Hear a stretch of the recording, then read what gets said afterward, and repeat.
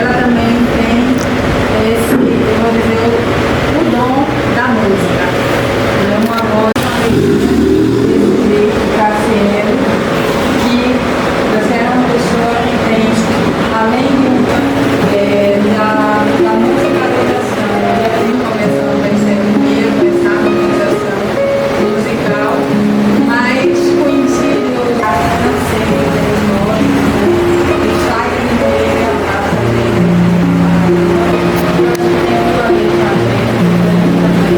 está nessa terra acústica e ensinam mais alegorismo, com esse mesmo com empatia da sua diversidade, da sua identidade própria.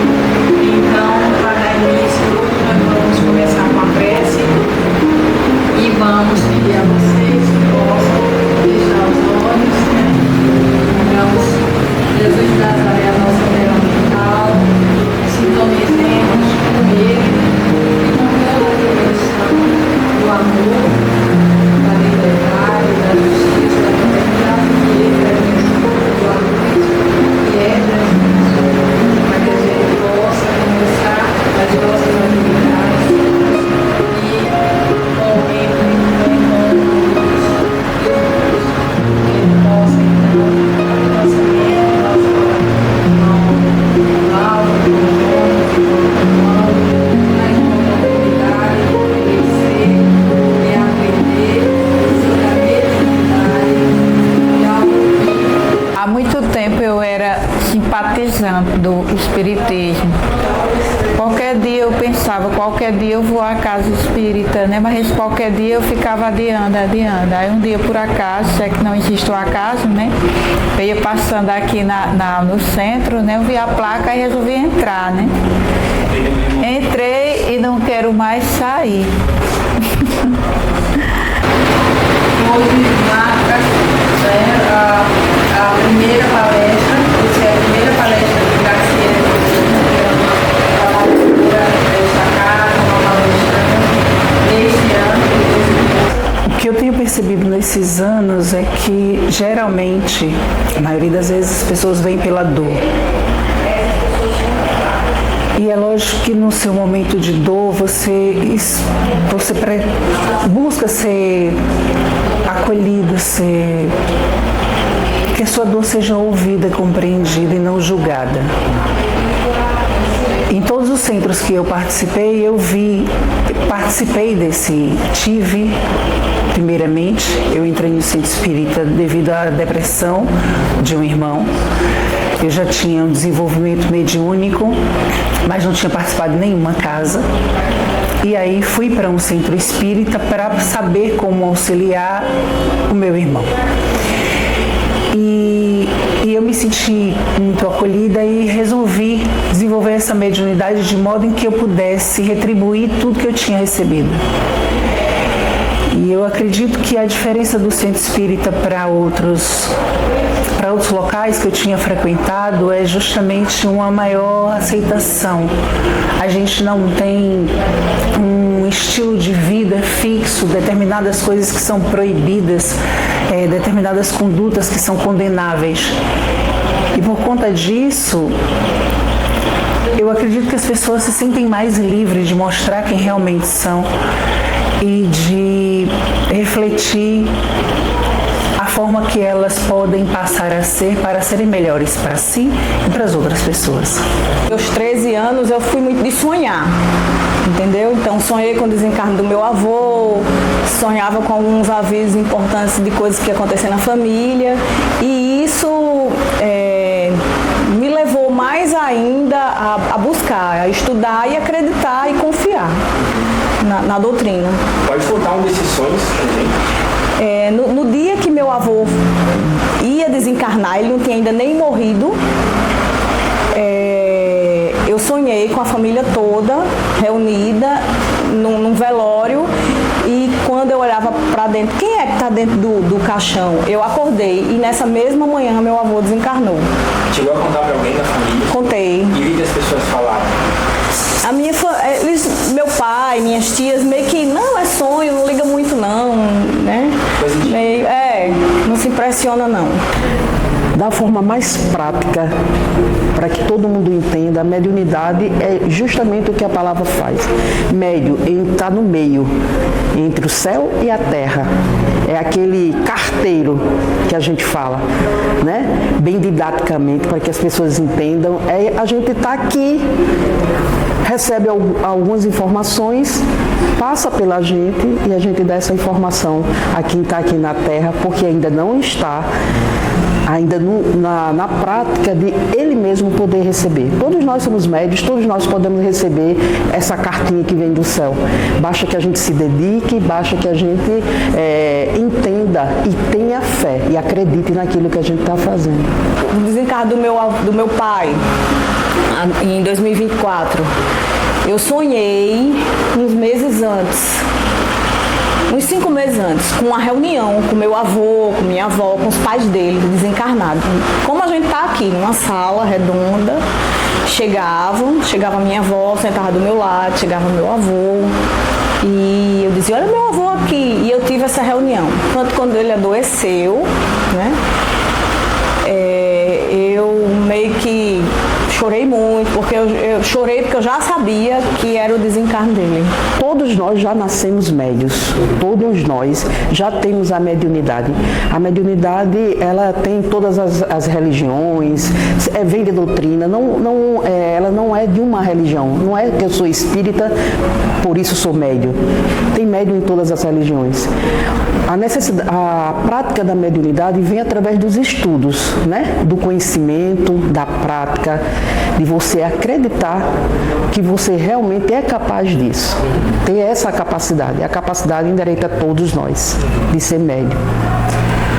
Por que existe essa necessidade de se ter um médium? Ou por que existe esse mundo que quer entrar em contato com os seres viventes da Terra? É uma opinião própria. A gente precisa acreditar no invisível. Acreditar que a gente não veio aqui sozinha, não está aqui sozinho. Tem finalidade de a gente estar aqui. A gente não veio aqui só para nascer, viver e morrer. Não teria sentido, né? Uma energia tão poderosa como é Deus do universo, esse homem tão poderoso a um ponto que a gente nem consegue fazer a caricatura dele, porque é uma energia, porque é um ser. Ele não teria colocado a gente aqui para só nascer, viver e morrer. Tinha uma finalidade para isso. Por isso veio essa mediunidade, os estudos da mediunidade, para a gente saber no invisível o que é que a gente poderia fazer mais com essas ferramentas que foi dada, né? Muitas coisas que acontecem aqui, que fica sem entendimento. Por que uma criança morre tão cedo? Porque um bebê já nasce, morre, né? E por que uma pessoa tão ríspida, tão ruim aos nossos olhos, né? Porque a gente não sabe se essa pessoa é assim, vive até 80, 90 anos.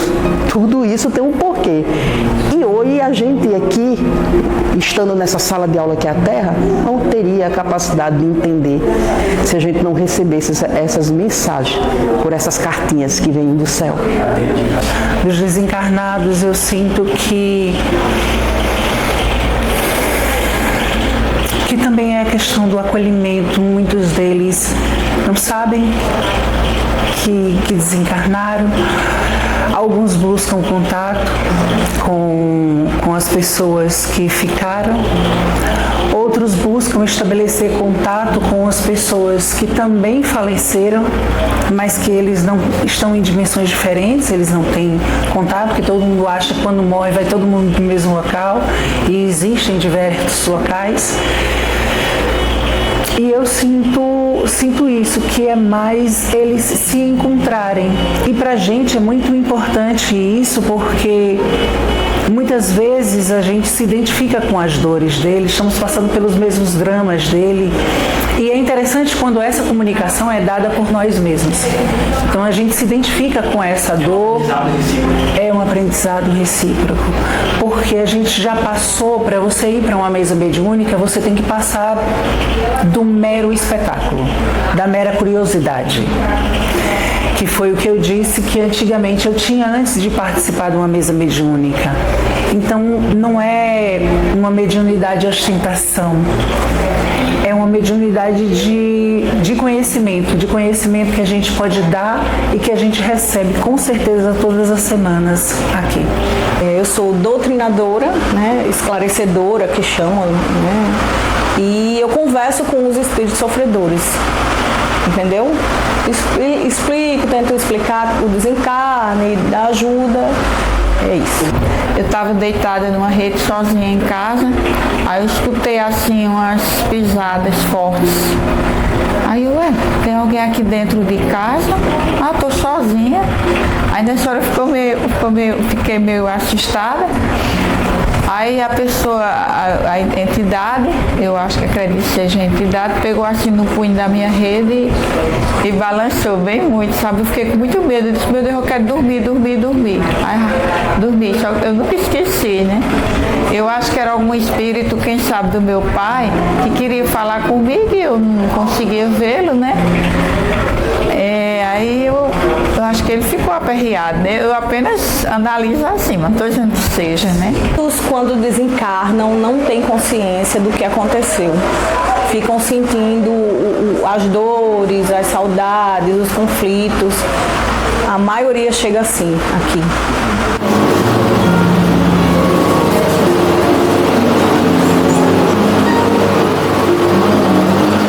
Eu achei que há 10 anos atrás eu tinha virado espírita, mas depois, com o decorrer, com o estudo e com as técnicas que a gente vem tendo para poder entender melhor essa mediunidade da gente, eles vêm trazendo lembranças para a gente também da infância, né, da adolescência. Tem várias lembranças dessa. Uma lembrança era quando meu pai estudava a mediunidade e eu ficava do lado dele, e somos uma família muito grande, uma família de 20 filhos, e só eu dava essa devida atenção àquilo que ele escrevia. Então tinha algo em mim que dizia assim, preste atenção, isso vai servir para você no futuro. Isso vai servir. E eu prestava muita atenção, enquanto ele era chamado de doido, de louco, porque passava a madrugada acordado, fazendo aquilo ali. Entende? Então, assim, eu via várias vezes, minha família, quase todas, tem essa mediunidade, mas não exercita, não pratica. E eu via minha irmã várias noites conversando com alguém dentro do quarto e eu conseguia enxergar essa pessoa. Mas eu achava que eu estava ficando doida também, porque era isso que no passado eu imaginava que era. Poxa, isso aqui, ou a pessoa está doida, ou a pessoa está vendo essas coisas. Então, com o decorrer dos estudos, eu fui aprendendo que isso já vinha, a gente já vem, a minha mediunidade, meu pai já estava trabalhando quietinho para que minha mãe não soubesse, mas ele já trabalhava a minha mediunidade, porque só eu dava atenção a esses estudos dele. Eu acho que todo mundo que está no início da mediunidade sente isso. Você ouve, você sente, você tem mudanças de humor, você acha que você está louca, você não sabe se você está inventando, você começa a se questionar se aquilo é verdadeiro ou não. E a partir do momento em que você começa a ver que você está acertando e que as coisas que você fala e não tem sentido para você, tem sentido para outras pessoas e modificam verdadeiramente a vida dessas outras pessoas, é nesse momento que você nota que você tem uma missão. E é a partir daí que você percebe que por mais que você esteja com problemas, você tem que vir porque tem um trabalho a ser feito. Porque vai ser feita a diferença na vida de alguém. E a partir desse momento é que a sua vida começa a mudar. Então a gente não está isento de problemas, a gente não é privilegiado em absolutamente nada. Mas a gente nota e percebe que a gente tem uma missão, a gente tem um dever a ser feito. Na tua opinião, o que um médium não deve fazer durante esse processo de interação mediúnica no apoio aos espíritos, durante essa sessão? sessões? Que ele não deve fazer. Ou o principal erro que você identifica que acontece, mas que Entendi. deveria ser evitado? Eu acho que o médium, ele tem que confiar, ele não pode ter medo, entendeu? Se ele tá ali, se ele abraçou esse trabalho, essa causa, eu acredito que ele tem que deixar fluir, ele não pode ter medo. De dar a comunicação, de dizer, será que isso é coisa na minha cabeça ou é do espírito? Eu não vou falar porque pode ser coisa da minha cabeça. Eu acho que o médium tem que dar a comunicação. Existe um livre-arbítrio, né? Deus deu a mediunidade a todos e a gente faz com ele o que a gente quiser. Foi um acordo isso que a gente tem antes de vir para cá. Nós tivemos outras vidas. Nessas outras vidas a gente está tendo a chance de refazer alguns dos nossos erros.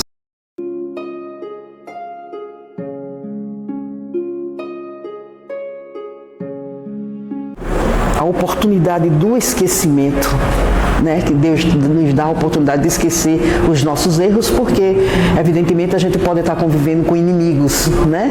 Por próximo da gente, e a gente não poderia de jeito nenhum saber que por ser o meu inimigo, porque a convivência da gente seria trágica e a gente estaria no looping fazendo a mesma coisa.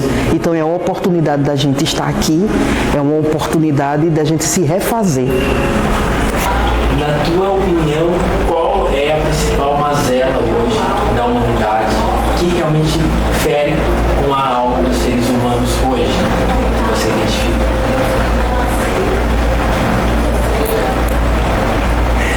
Eu acho que é não conseguir perceber que a gente está conectado. Não conseguir perceber de que o fato de você ter uma condição privilegiada, uma cerca elétrica, um condomínio fechado e diversas opções de piscina, clube e tudo mais dentro do seu espaço com o seu grupo, não te protege e não te aproxima em nada. O benefício de você poder blindar um carro não te protege, não te aproxima em nada.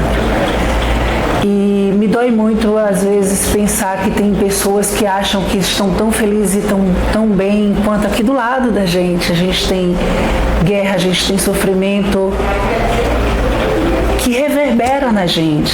Se você ouve uma música e aquela vibração daquelas notas tocam você e te deixam bem, como é que o sofrimento de um irmão não vai te deixar mal, por mais que você não identifique que é isso? A indiferença para ti, então, É a indiferença. E é compreender diante da doutrina espírita de que vai ser necessário mais sofrimento para que a gente um dia busque, tenha necessidade do bem para mudar.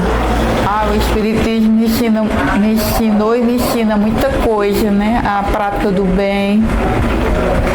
E eu acho que, eu costumo dizer que desde o período que eu estou no Espiritismo até hoje, eu tenho procurado me melhorar cada vez mais, eu tenho feito reflexões a cada atitude minha, sabe?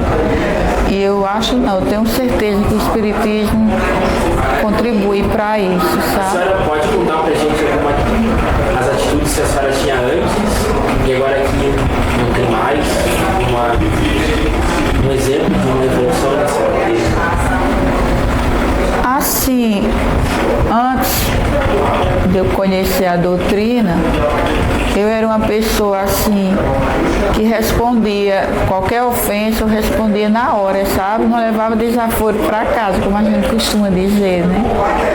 Então eu aprendi na doutrina, tenho aprendido que muitas vezes é melhor a gente ficar em silêncio. É melhor a gente perder a razão do que a paz. Entendeu? Então, enfim, eu acho que eu estou mais centrada, né? Na prática do bem. Cada dia que eu me acordo, que eu tenho um dia para frente, eu peço para Deus me abençoar e que eu tenha oportunidades de fazer o bem. E sempre aparece oportunidade, sabe? E eu digo, oh, meu Deus, muito obrigada por esta oportunidade. Eu me sinto muito bem. Então, eu acho que o Espiritismo me ajuda muito, sabe? Me faz sentir que eu não estou sozinha, né? Que tem um Deus que está sempre comigo. Os Espíritos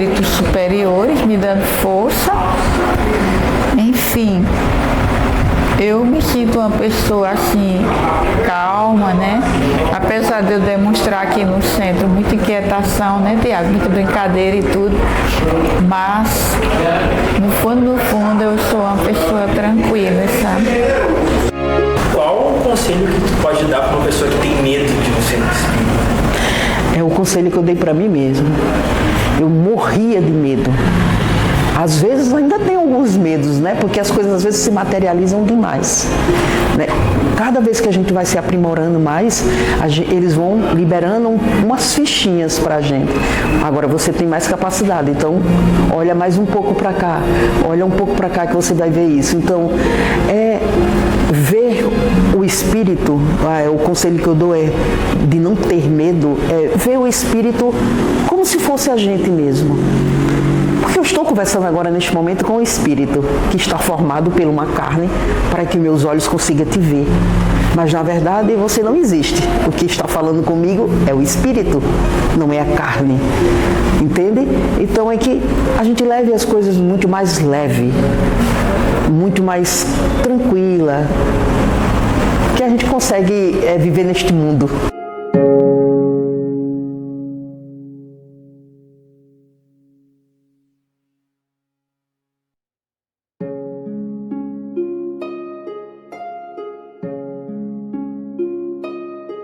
Por volta de 1994, eu conheci uma pessoa, um rapaz, um conhecido, que ele era médium e começou a se transformar na minha frente, né, para receber na época as entidades. E eu, ao invés de correr de medo, como a maioria das pessoas, eu me interessei e comecei a perguntar sobre aquilo.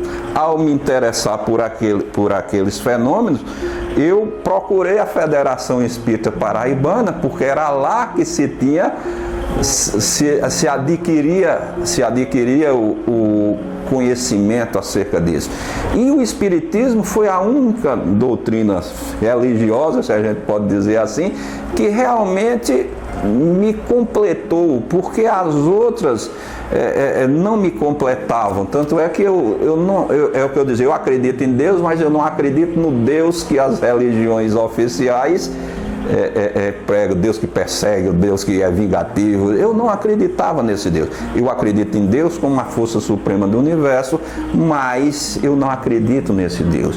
E ao adentrar na doutrina espírita, eu cheguei na Federação Espírita e estava iniciando a primeira turma daqui da Paraíba de um estudo chamado ESD, Estudo Sistematizado da Doutrina Espírita, que era um curso de mais de 3 anos. E depois que eu entrei dentro desse estudo do ESD, eu fui me aprofundando cada vez mais na doutrina espírita. Só que comigo aconteceu uma coisa muito interessante.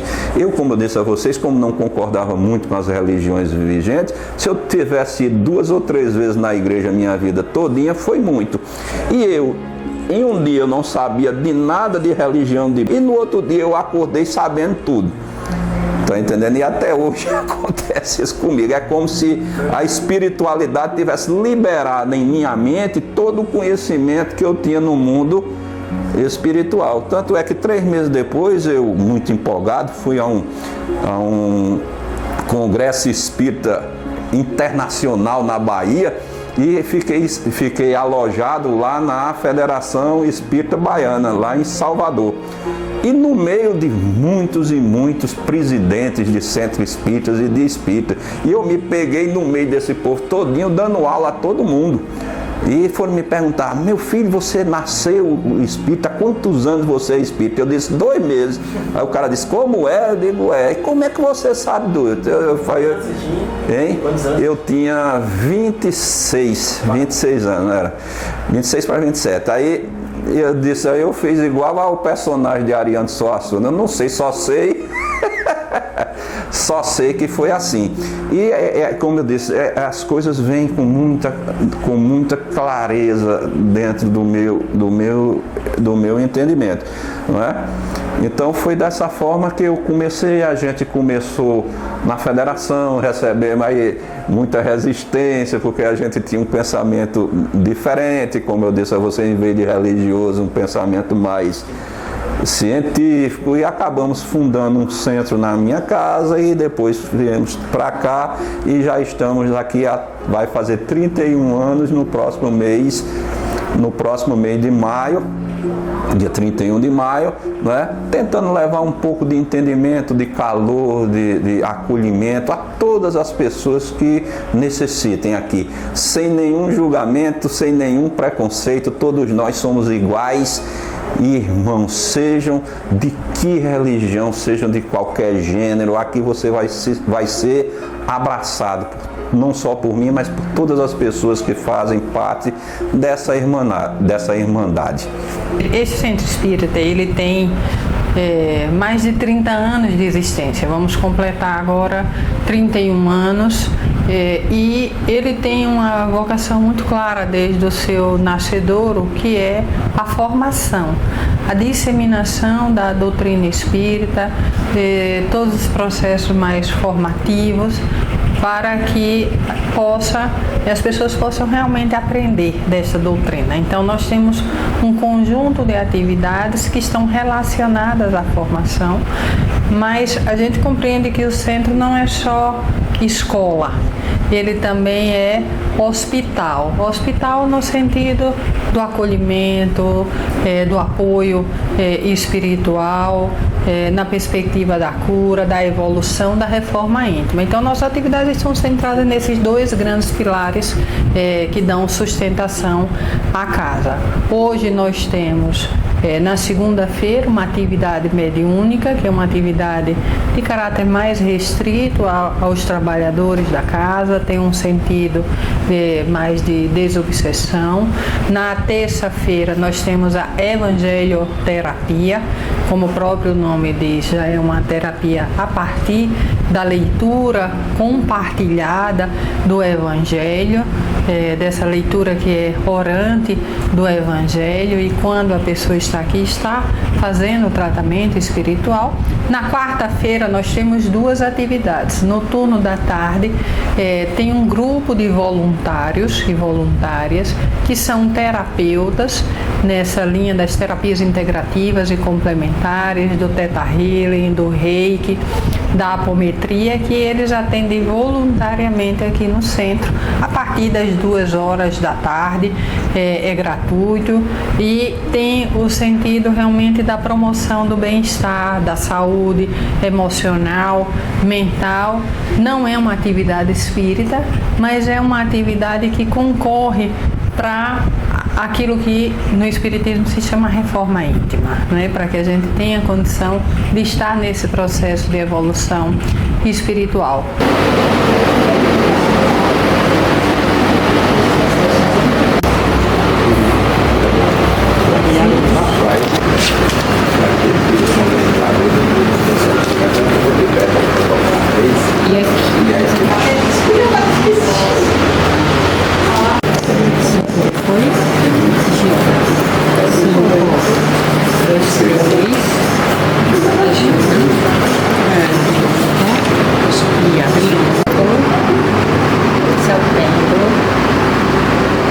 E eu entrego a Marieta e vai usar. Vou fazer a limpeza energética. Fique à vontade. Não, eu não preciso disso. Porque ele não precisa. Aqui é a nossa terapeuta, Neide Rose, que ela trabalha com Reiki e ela atende nesse espaço.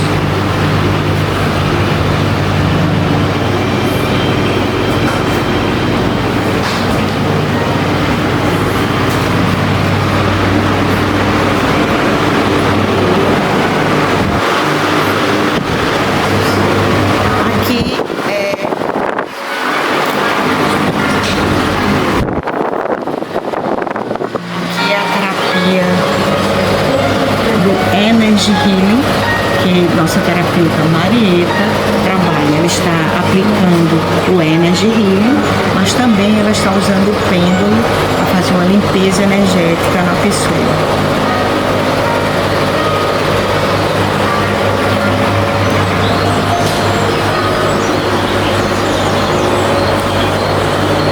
temos aqui a terapeuta Darlene, que trabalha com o sagrado feminino, com a reflexologia rodal, e ela hoje está tratando de pessoas justamente para a pessoa ficar com os chakras alinhados, fazendo com que você seja uma pessoa mais tranquila, mais calma para resolver seus problemas no dia a dia.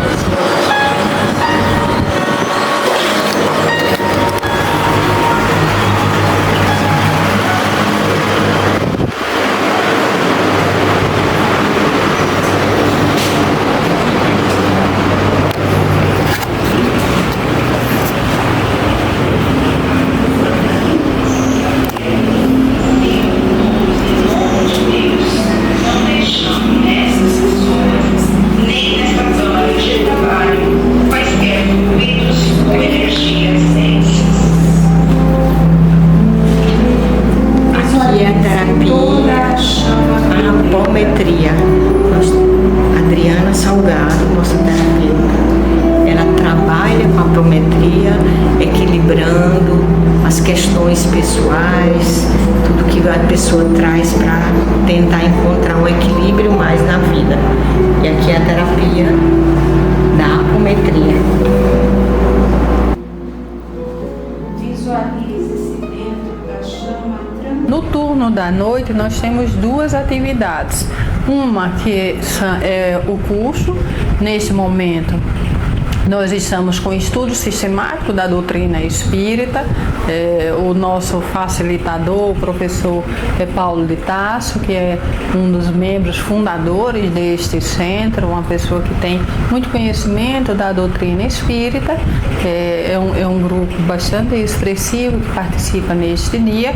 Mas temos também o que nós chamamos de atendimento fraterno, que é um processo de escuta, de orientação às pessoas que buscam a casa. São 8 sessões que as pessoas participam nessa linha desse atendimento e desse tratamento espiritual. Na sexta-feira, nós temos uma atividade que é relativamente nova, começamos o ano passado, que é coordenado pela professora Graciele de Lima, que é o Vozes de Luz. O Vozes de Luz é uma proposta de aprender o espiritismo pela música. É uma proposta de vibração, não é coral, não é essa a ideia, não é formar um coral para casa, mas é vibrar espiritualmente pela música, aprender a ser espírito pela música, pela arte, pela cultura.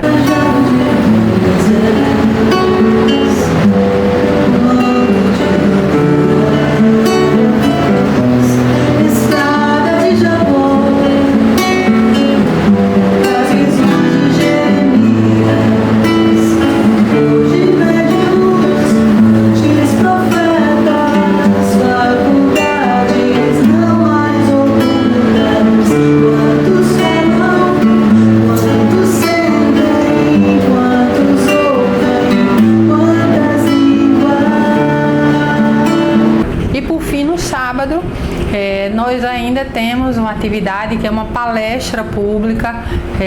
Também a gente tem trabalhado com rodas de diálogos que traz um tema doutrinário, um tema da sociedade analisado à luz da doutrina espírita, que congrega todo mundo. E por fim, após a palestra sempre temos os passes e no final a gente compartilha um pouco de conversa e de confraternização, toda a atividade que foi desenvolvida durante a semana.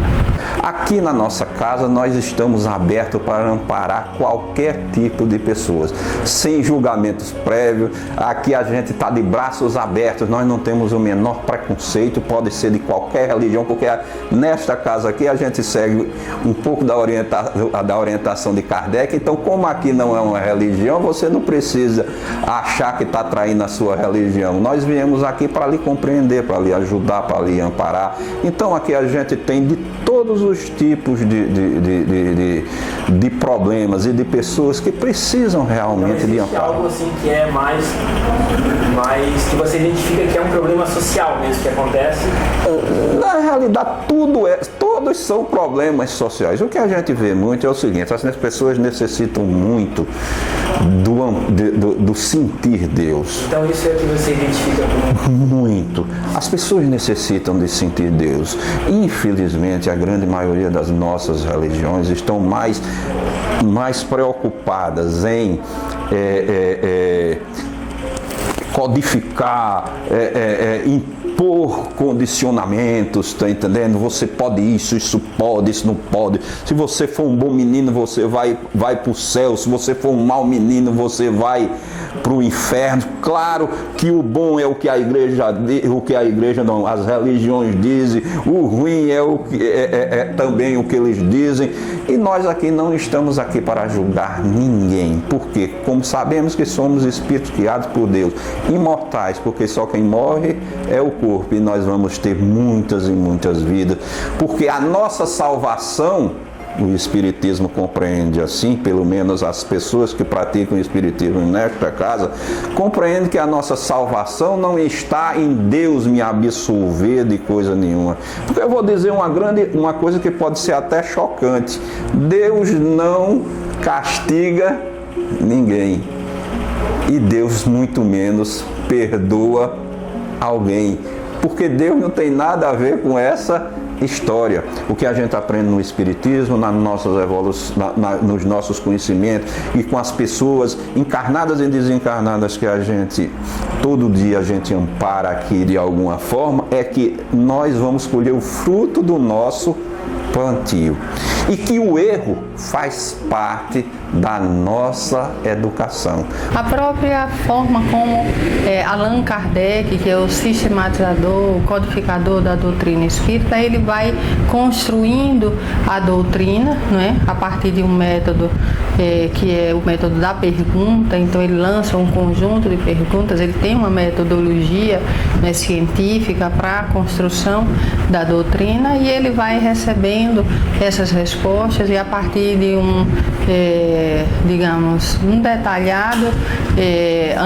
uma detalhada análise de todas as respostas, ele vai sistematizando e ele vai codificando a doutrina. Nesse sentido, né, pedagogicamente, a doutrina, a pergunta tem muita relevância no processo formativo. Não se trata apenas de transmitir um conhecimento e que as pessoas reproduzam esse conhecimento. O que se trata realmente é de instigar as pessoas a pensarem sobre a doutrina, a pensarem sobre si mesmas, sua condição na vida, de onde vieram, para onde estão vindo, e em que a doutrina pode contribuir nessa compreensão do que é estar neste mundo, estar no planeta Terra, entendendo que você tem, né, o sujeito tem vidas anteriores. Por isso que a gente diz, a gente aprende com acerto, lógico, mas a gente aprende também com o erro. Como ainda somos pessoas muito ignorantes, estamos hoje ficando muito espertos no lado da tecnologia, mas ainda somos extremamente ignorantes na questão espiritual, né? Do que realmente Deus quer da gente. Então a gente aprende, e ao aprender a gente acerta, mas também ao aprender a gente o que? Erra. O erro também me ensina. Então, para nós, o erro faz parte do processo educacional da evolução do espírito. Então é natural que nós erremos.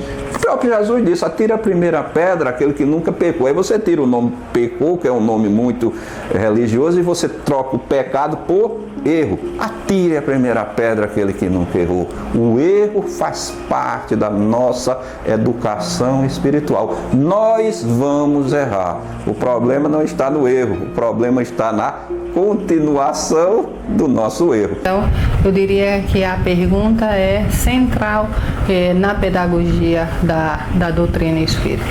Mas há um outro aspecto também que é central e correlato, que é uma pedagogia da colaboração.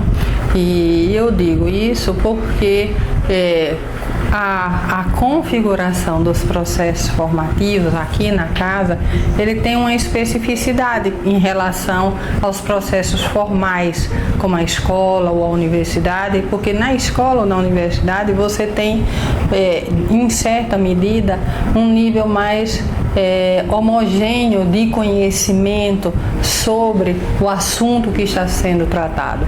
E aqui na casa não, você tem diferentes perfis de pessoas que participam dos processos formativos. Então você tem pessoas que têm doutorado, que são professores, você tem pessoas que têm apenas a graduação, pessoas que têm apenas o ensino médio, e estamos todos numa mesma sala de aula.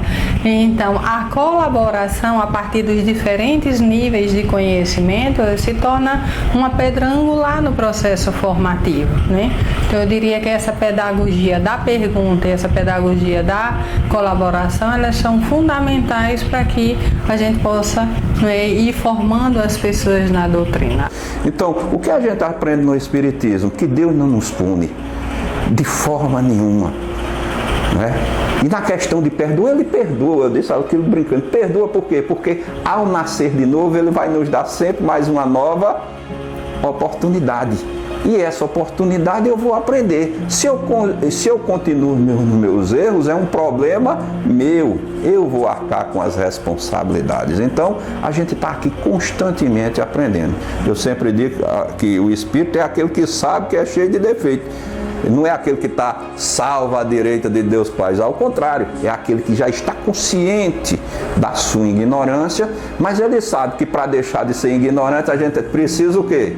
Aprender. E ao aprender, eu vou aos poucos diminuindo a minha ignorância e me tornando um espírito cada vez mais sábio, né? Tanto é que a gente diz aqui, espírito sábio e espírito ignorante. O sábio é aquele que já tem algum conhecimento, o ignorante é aquele que está ainda num processo mais cruel e duro, vamos dizer assim, de aprendizado.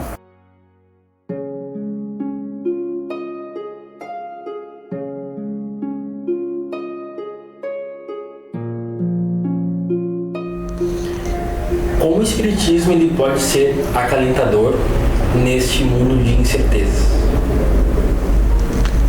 O Espiritismo, ele traz uma outra visão da sociedade, porque ele entende que ela não é efêmera, ela não se fundamenta só no aqui e no agora, e ela não se fundamenta nem mesmo apenas na história humana construída nesse planeta, porque ele tem uma compreensão de que o sujeito ele é fruto de todo um processo de evolução espiritual que se dá a partir das sucessivas encarnações e reencarnações. Então, ao ter o conhecimento disso, a pessoa vai compreendendo melhor o seu contexto. Quando você enfrenta, por exemplo, problemas na sua família, né, às vezes com seu próprio irmão, com sua irmã, com seu pai, ou no seu trabalho, ou os medos que você tem, as ilusões, não é? E você começa a compreender a partir do autoconhecimento que você não tem só essa existência, você vem de outras também. Então o Espiritismo agrega esse conhecimento, porque a pessoa começa a ir tendo uma compreensão mais ampla do seu passado, do seu presente, mas também uma visão de futuro, que nem sempre todas as questões vão se resolver nessa existência, não é? Mas que você precisa aprender a lidar com isso.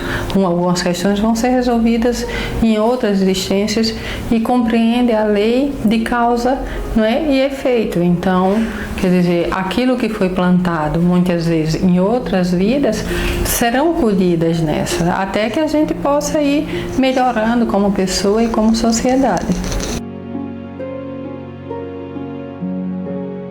Existe uma programação.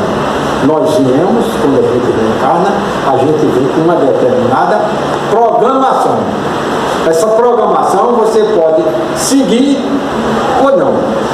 Você pode fazer aquilo que você veio, que você se comprometeu lá de fazer, ou não. porque você decide o que você tem para fazer. Não é um livre-arbítrio. Porque se assim fosse, você não teria finalidade nenhuma. Se você já vinha determinado que você ia viver aqui, ia morrer e ia para o inferno. Eu passei aqui. Né? Mas